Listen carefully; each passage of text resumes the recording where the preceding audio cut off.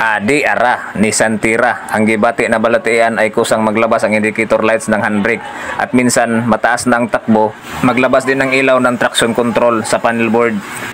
Ito ang unit, sabayan natin ang road test. Dito sa kwan, street.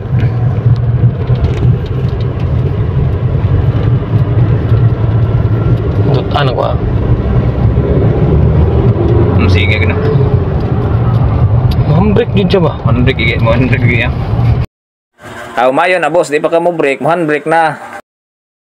Kana lang inigot na ini ba? Oo na, masubra ang biduot po na ko na. Mga abot og dos.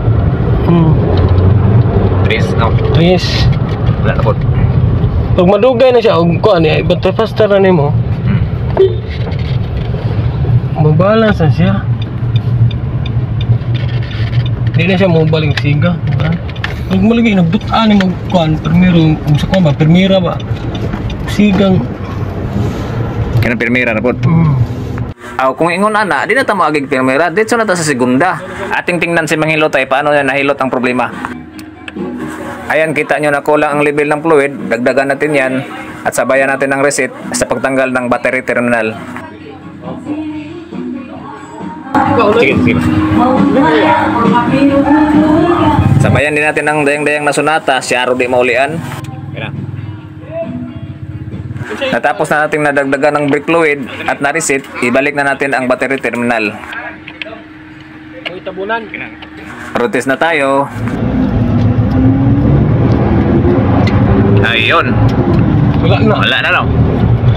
Patuloy Kahit RPM na 3 na no. Wala na. Kahit naka-permira pa, okay na. Ayun, no. Mingaw na. Yun lang ang problema.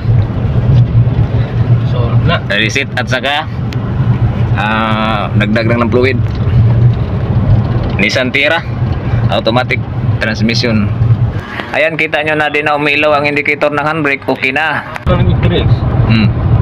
Tres na. Hindi na siya naglabas. Problem solved. Okay. Operating okay ha. Thumbs up na yung kamay na walang panghinaw. Kumbati. Mati.